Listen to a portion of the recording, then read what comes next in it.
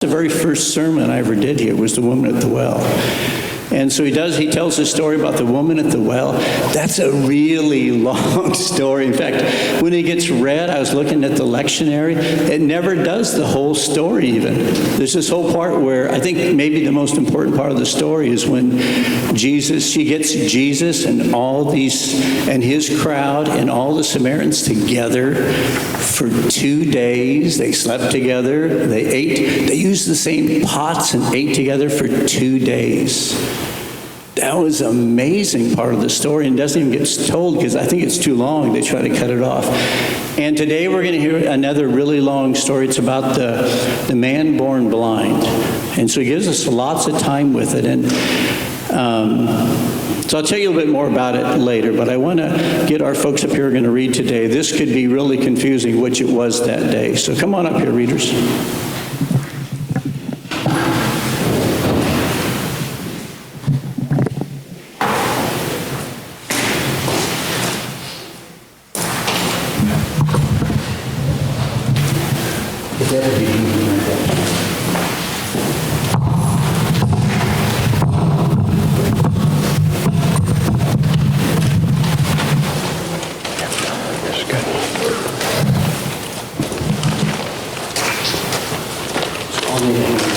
Can I use that one up there? Yeah, you can use this one.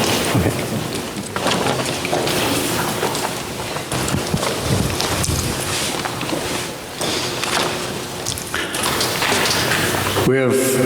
We have a third of the congregation up here for this. So that's one way to get good attendance on site. Just have everybody come up and be a part. So this is the Gospel of John, the whole of chapter 9. While walking along the road, Jesus saw a man who was blind since his birth. Teacher, who sinned? Who is responsible for this man's blindness? Did he commit sins and merited this punishment? If not, is it the sins of his parents? Neither. His blindness cannot be explained or traced to any particular person's sins. He is blind so the deeds of God may be put on display. While it is daytime, we must do the works of the one who sent me. But when the sun sets and night falls, this work is impossible. Whenever I am in the world, I am the light of the world. After he said these things, he spat on the ground and mixed saliva and dirt to form mud, which he smeared across the blind man's eyes. Go, wash yourself in the pool of Siloam. Siloam means sent, and its name reminds us that his healing was sent by God. The man went and washed and returned to Jesus, his eyes now alive with sight. Then neighbors and others who knew him were confused to see a man so closely resembling the blind beggar running about. Isn't this the man we see every day sitting and being in the streets? This is the same man. This cannot be him, but this fellow bears an uncanny resemblance to the blind man. I am the same man. It's me. How have your lifeless eyes been opened? A man named Jesus approached me and made mud from the ground and applied it to my eyes. He then said to me, "Go, wash yourself in the pool of Siloam." I went and washed, and suddenly I could see. Where is this man who healed you? I don't know. The townspeople brought the formerly blind beggar to appear before the Pharisees the same day that Jesus healed him, which happened to be on the Sabbath day. The Pharisees began questioning him, looking for some explanation for how he could now see.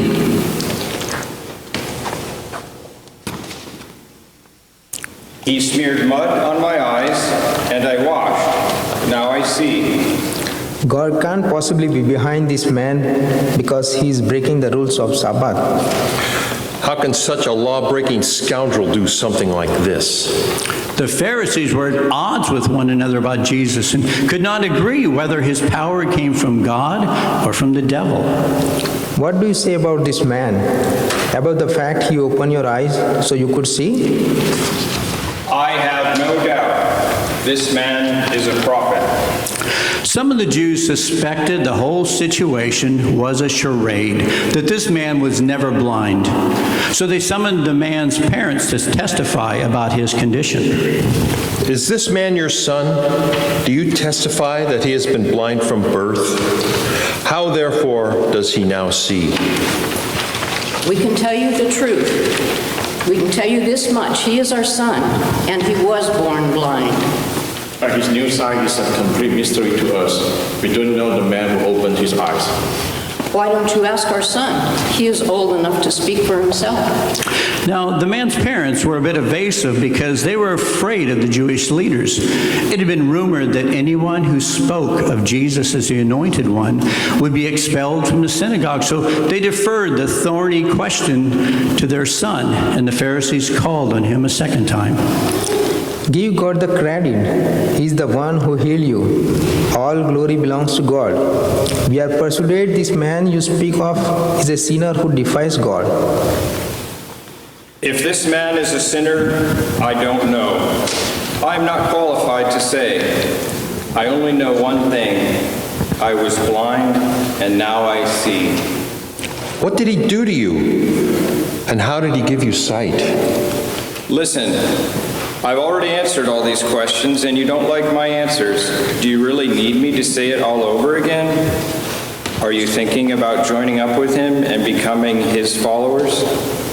You are one of his followers, but we follow Moses. We have confidence that God spoke to Moses, but this man you speak of is a mystery. We don't even know where he comes from. Isn't it ironic that you, our religious leaders, don't even know where he comes from, yet he gave me sight? We know that God does not listen to sinners, but he does respond and work through those who worship him and do his will. No one has ever heard of someone opening the eyes of any person blind from birth. This man must come from God. Otherwise, this miracle would not be possible. Only God can do such things. You were born under a cloud of sin. How can you, of all people, lecture us? The religious leaders banished him from their presence. Jesus heard what had happened and sought out the man. Do you believe in the Son of Man? I want to believe, Lord. Who is he? You have seen his face with your new eyes, and you are now talking with him. Lord, I do believe. The man bowed down to worship Jesus. I have entered this world to announce a verdict that changes everything. Now those without sight may begin to see, and those who see may become blind. Some Pharisees who overheard Jesus, surely we are not blind, are we? If you were blind, you would be without sin. But because you claim you can see, your sin is ever present. This is the word of the Lord. Thanks be to God. Let's give him a hand.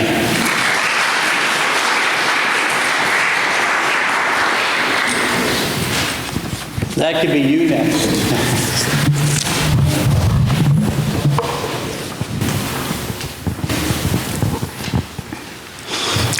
So there's a friend of mine was in Paris this past week. He went there for the soccer games that were there, the women's soccer. He took his girls so they could see some world-class soccer players doing what they do. I'm really proud of what they do. But they also had a chance to go and see an exhibit. It's of Van Gogh, but it's an interesting exhibit. It's not just of his pictures, but they've done the exhibit kind of 3D by using projectors. Have you seen any of that? It's amazing. Folks say it's like they're walking into the pictures. And so all of a sudden you're in the south of France taking a look at these pictures. And in fact, I've watched some of the videos, and because they're projectors, when you walk into the picture, you become part of the picture. It's really interesting that the projector's actually on you and you can walk in among there. I talked about Henry Nouwen. We were talking about that wonderful picture of the of the prodigal son that Rembrandt does. And no one was asked when he was looking at the picture. Remember this story? It's kind of a funny story. He's sitting there, and a friend went in with him, and he sat down to look at this picture and he just sat. You can kind of sit across, people can still walk by, and he just sat there watching. And the person next to him, after 5 minutes, thought, this is taking a while. And she said it went on to 20 minutes. And finally, she leaned over to him and said, what are you doing? And he says, I'm walking around in the picture. He said, what are you doing? That's the kind of story I was tempted to some of my readers, like what does it feel like to be the parent in that story? Betty and Kelvin, you guys were the parents. What's it feel like to be? Think about that. What does it feel like to be the parents in that story? What about the Pharisees? We look back on it from our place, but what if you got to go? What if we kept them all up there and they all had who they were and their name tags on, and you could go up to them and you could talk to them a little bit? So what would you ask the Pharisees in this story? Why don't you guys get with it? Your old ways aren't working anymore. You're going to have to move on because Jesus is in town now. So things you're not looking, none of you folks are looking so good. You go to the townspeople and ask them that kind of question. So it's this thing that we kind of get to walk around. And I talked about, I've got these pictures I draw. I'm a very visual person, so those that are visual. And so I've got one where, I've got this thing up here that looks like a cloud, which that's heaven. And then I do earth down here, And then I've got that little line where it says the incarnation, the indwelling of Christ in us. So he comes down into earth, and so here's those 3 years he spends in earth with us. And then it shows he goes back up again, and then the circle comes around and it points back into the earth again. But there's something that goes on here to attach us to Jesus. We talked about that. What is happening with the coming of Christ into the world? Do you guys hear me better with a microphone? Crud, you're going to want this every week, aren't you? Because I like to use my hands, so it's a little harder. And so it's when you're here, it takes some head knowledge, right? You got to know some stuff. You got to know that kind of, the theoretical. Jesus came into this world, he's incarnate, and so he becomes what we are, the Calvin expression, he became what we are, that we might become what he is. And we know that in our heads, but there's some way we got to get that into our hearts as well. It can't just be a head thing. It's got to be something that becomes part of our heart. It becomes kind of who we are. I've even talked about being kind of a DNA exchange, It's kind of like when you take the bread. The way that John talks about us eating the bread and drinking from the cup is though there's some kind of DNA exchange. He becomes what we are, that we might become what he is, something like that. Now, head and heart aren't enough for that, is it? It takes a prophetic imagination to really get that. To understand what happened to us, what happened to the world, what are the wild possibilities, doesn't it? It really takes a prophetic, and I've got this other picture I draw. I draw the picture of the world, and then I draw the picture. So this is the world as it is, and I always name it with the 7 deadly sins kind of fit. It's greed and wrath and lustfulness and some stuff about pride and slothfulness. It's those pieces. Then we draw this other world, and so this is the world that is to come. Remember my word from last week? You may remember that. We're going to do a little more Greek today. You guys are going to be really impressed when you go home and you go, I learned some Greek today at church, and you tell your kids about it or tell your parents about it. So what was the Greek class? Remember that? Eschatology. Very good. So eschatology, you kind of learned that from your parents. So eschatology, or the eschaton, it's a study of the world that is to be. So we know that world. We've seen it many times. And so all of a sudden, with the coming of Jesus, those two worlds came together, and we find ourselves in this Venn diagram where we're in the center of this. We're living in this world, but we're also beginning to live in this new world. It's the already but not yet that we're a part of. That's the world. So Jesus comes down, and now we've got to get our prophetic imagination. We got to be looking at that. That's our imagination of how the world could be. That's the wild possibilities. These are really wild possibilities. I don't think you get it. I don't get it, okay? So I'm going to work on that today, okay? So that we really get that it does take an imagination to do that. This is a whole new world that we live in with Jesus coming into it and coming into our lives. We are new people. We are different people because of that. It takes head and heart and imagination to be able to do that. So some of the ways we connect to that, I did this really complex picture. I'm going to make a poster of it and sell it, I think. I'll sell 2 of them because my mom would have bought one for sure if I had it. But I'd have, and so in there I kind of talked about the ways that we connect, and one of them was communion and bread. And one of them was from love. When you love somebody so much, what you'll do for them, just because you love them. So through Jesus, we love God so much, we'll do some stuff just because we love him so much.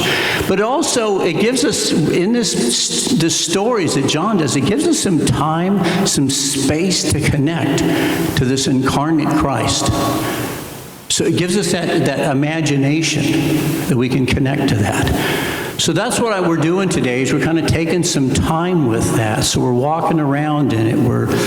You can do it afterwards as well. Just kind of read that long story that allows us to do that. So we've got this young man, and you saw the story, so you got a feel for that. And so he was born into sin. Sin is an interesting word. It's actually, so you have that word eschatology down? I actually have kindergartners that know that word. They call it the eschaton. We sing songs, and they say, we're singing songs about how things should be. It's eschatological. So they go home, and so there's kindergartners that will know the word eschatological, kind of this end time stuff. So the word for sin is a word in Greek that has some different meanings. You've heard it before probably, where it's like you missed the mark. Have you heard that kind of definition of sin, that you miss? It's like they used to use it was used just in regular use, not in the Bible, of an archer that took a shot and missed the target, went off astray. So it's that kind of thing. It's like you've wandered off from the path. So you sin, or you're a sinner, you've walked off that path. Another word for that, though, is it's this negative along with a positive word. So the word is just literally means to be a part of, to be a piece of, to have an inheritance of. And then it says not to have a piece of, not to be a part of. So this young man who was born blind, he wasn't a part of things. He was born from the very start not being a part. You're not a part of. And also that you're a mistake. So God makes beautiful things. You heard that. If God made us, we aren't junk. God makes beautiful things, each and every one of us, except for this guy. This is a mistake. This guy, this man born blind from the very start, was God's mistake. To get that, that's what that felt like. He was a beggar. He was a mistake. And they used that and pointed it out quite frequently to make sure he knew that. In the story, you can see that story. When he goes, you were born in the shadow of sin. You are a mistake. Why in the world would we listen to you? Even though now his eyes are open and he's not blind anymore, their eyes were blind now to that. So Jesus comes into this and has some things to do. I see kind of 3 things that he has to do. One is he has to correct them about their theology of sin. So what's he do to correct that right off the bat? They say, so this is the wrath of God. They believe in karma. You get that? They believe that if you lead a really good life, then you'll have a really good child. And if you lead, this might have been his parents' sin, if you lead a bad life, then you'll end up with this. You'll get a bad child. One that misses the mark, that isn't part of God's beauty. So they have this sense of kind of karma. They don't have a sense of grace, so Jesus changes us around and says, no, it's about grace. He didn't say how the young man got blind. He does say it's for God's glory, that God's works might be revealed. It's not like, I read that sometimes, and don't you get the sense that that's kind of cruel. So God made him blind so God could show his glory. It's actually everything that happens in this world is part of God's glory, to lift that up.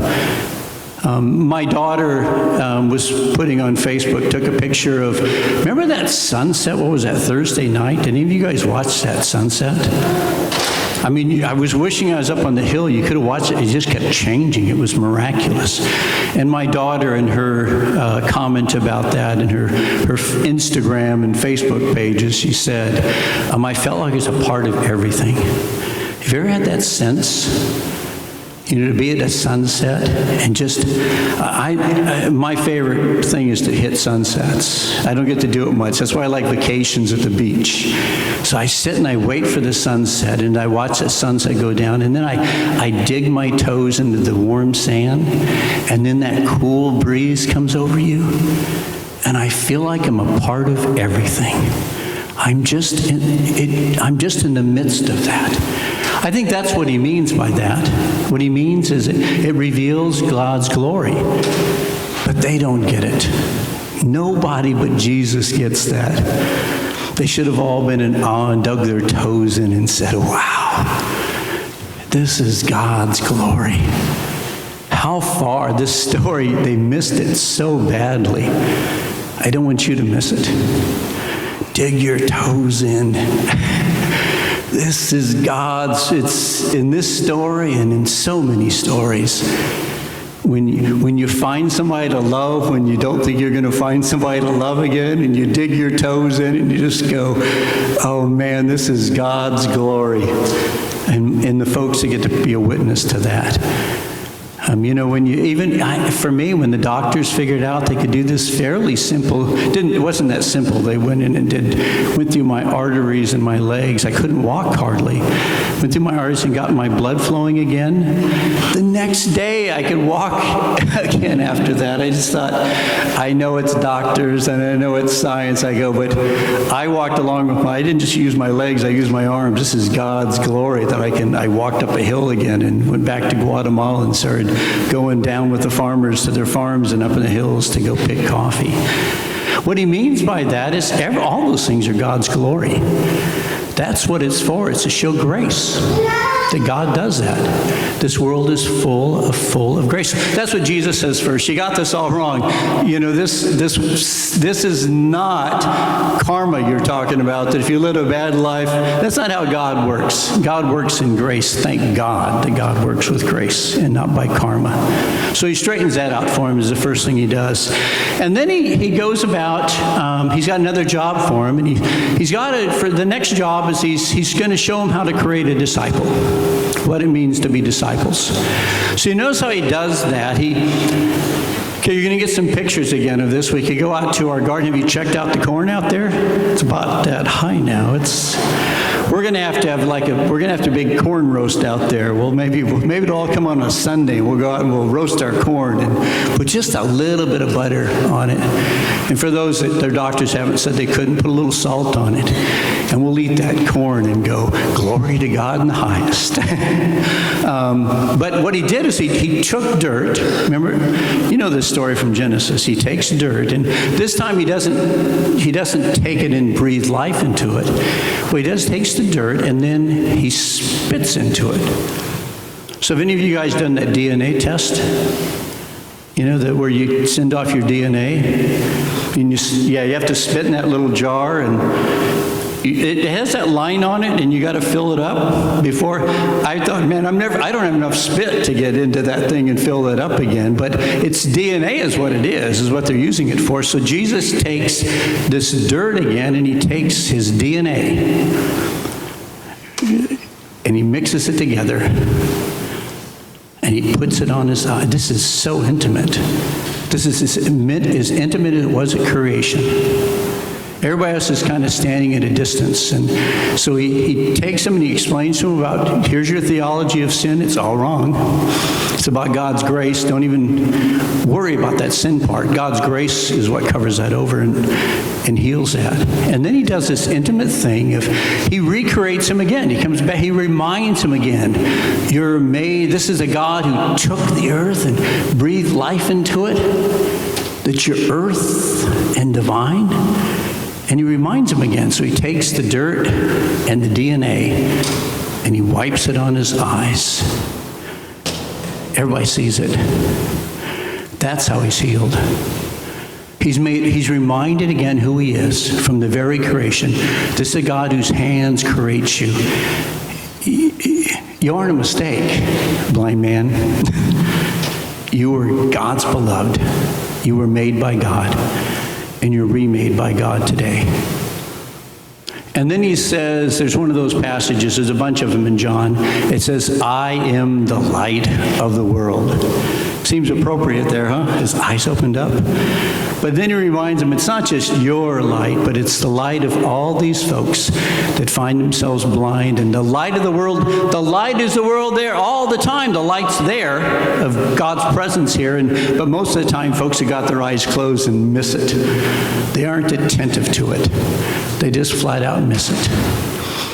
So that's what Jesus does in that story. And so I want to take a look and see some of the stuff, some of the learning that I get from that text.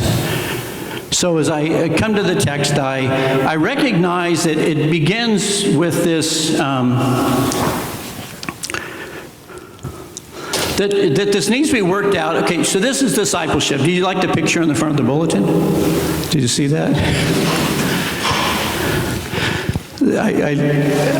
The humor in that is how do you make disciples? This is how Jesus makes disciples.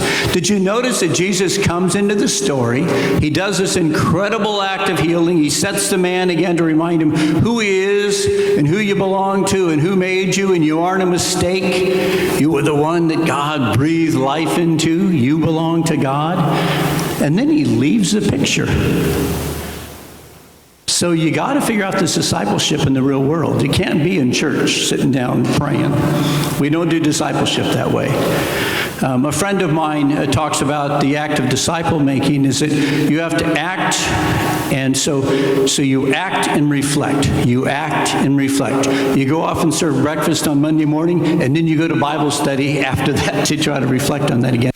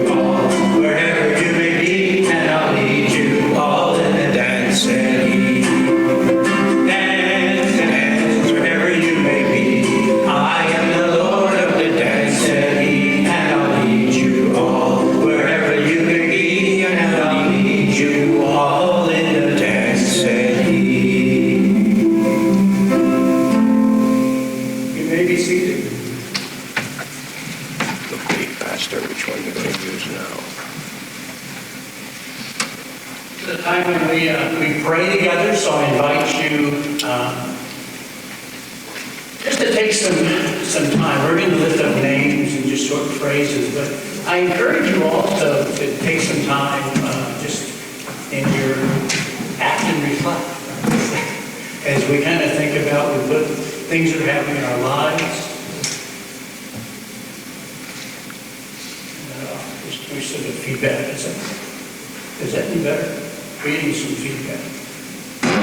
We turn that down just a little bit. Okay.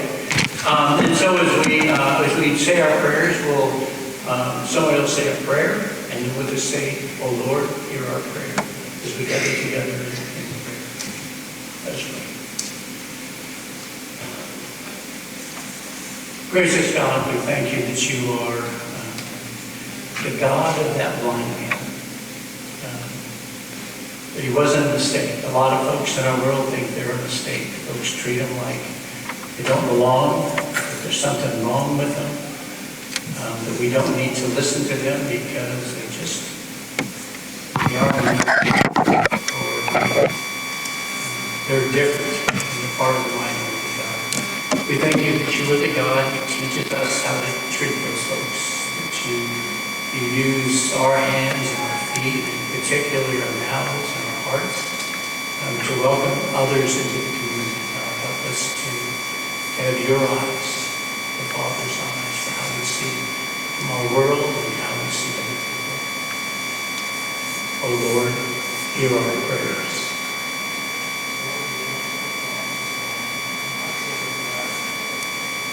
Oh Lord, hear our prayers.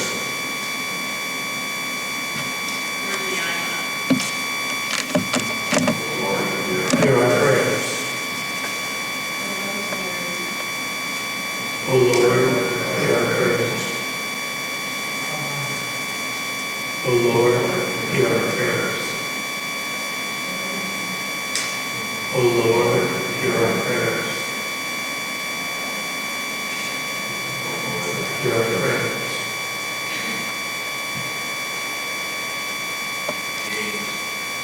Oh Lord, hear our prayers. Dave Yeager. Oh Lord, hear our prayers. For Dale. Oh Lord, hear our prayers. Oh Lord, hear our prayers. Oh Lord, hear our prayers. Oh Lord, hear our prayers. Oh Lord, hear our prayers. Oh Lord, hear our prayers.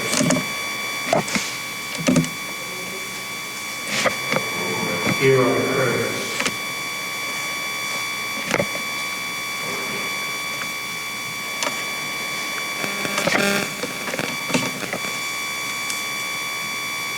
We lift our prayers up to you.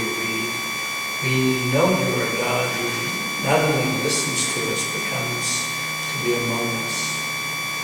God, that you walk among us even this day. You sit beside us, sometimes hold our hand. And sometimes you sit beside us and encourage us to do better, to be more attentive to what you would have us to do with our lives, and more attentive to how we might support others in their ministries and their work and in places that are really hard for them and broken, and to rejoice with them when they rejoice, God. We thank you for the provisions you give to us of friendship and food, houses with good electrical, and we're grateful for that abundance that you give to us. God, we pray for this community of ours, for this church, and for the designated pastor nominating committees. They do their work on our behalf, representing us as they take a look at candidates. We pray for this community of ours, for our Irvington area, and for the bigger community of Fremont and East Bay and the Bay Area, God, that you might continue to do that great work you're doing. We might be attentive to that, and we pray for those leaders, our elected leaders, our representatives, that they might not just serve their next election, but they might serve the people. God, we pray for our country. country and for leadership and for all those 10,000 lights of goodness and grace that exist. We pray for folks that work in helping professions and folks that have chosen to be a servant to others. Lift them up, give them strength, give them courage for another day. And God, we pray for our world, and there's so many broken places in our country and our world of folks that are, and we don't know how we survive living the way they live, God. So we pray again for your presence there with them, for folks that come alongside them, and for glimpses of your glory in their lives, like a sunset or someone else who comes alongside them and says they're Lord. God, we come together to say, join with Christians everywhere as we do your work, and we say your prayer, saying, Our Father, who art in heaven, hallowed be thy name. Thy kingdom come, thy will be done, on earth as it is in heaven. Give us this day our daily bread, and forgive us our trespasses, as we forgive those who trespass against us. And lead us not into temptation, but deliver us from evil. For thine is the kingdom, and the power, and the glory forever. Amen. So, you know the next part. We're gonna do you a favor today. So if any of you have too much in your pocketbook, we would be glad to take some of that today for you. We also, this is a time that we also present ourselves, some of the stuff that we have. I invite you to, so let go of some of this stuff, and you can put that with your prayers in that plate. And we really trust that God has given us some guidance. We've got so much going on for us. And it doesn't always feel like that, but we do. And so I invite you today to be generous, to give what you have from your abundance, that those that don't have enough might have something. Let's give of our offerings.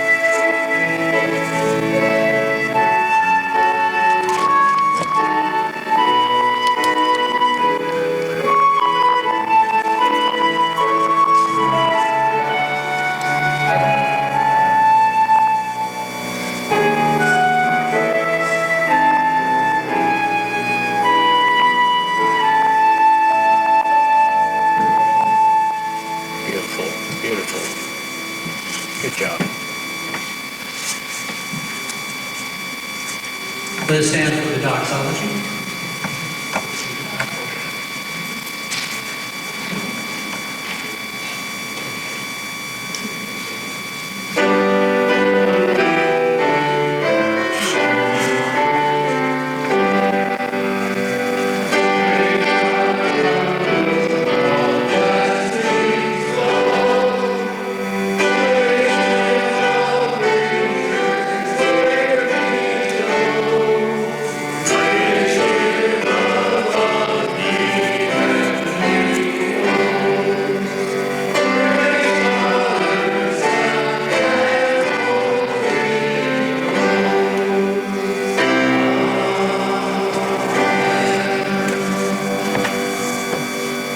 Gracious God, we thank you for these gifts that you've given to us, and now we get to give back. What a gift to be a part of your work in this world. Thank you for that opportunity. So bless these gifts and multiply them like you always do. Take our lives and the gifts that we bring and multiply those, God, that we might be a gift and a blessing to this world and give you glory forever. Amen.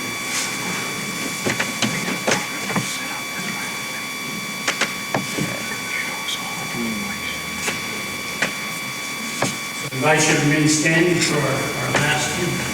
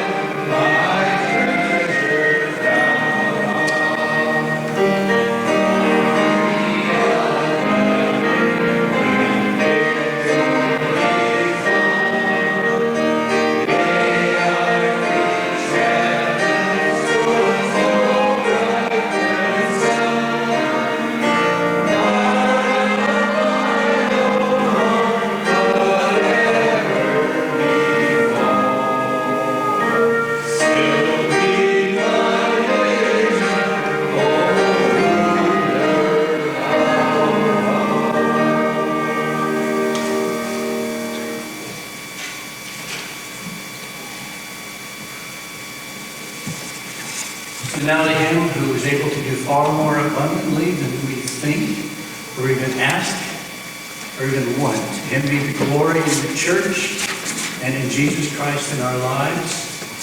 And now may the Lord bless you and keep you. May the Lord make his face to shine upon you, be gracious unto you. May the Lord that has confidence upon you give you peace this day and forevermore. And all God's children say, Hallelujah.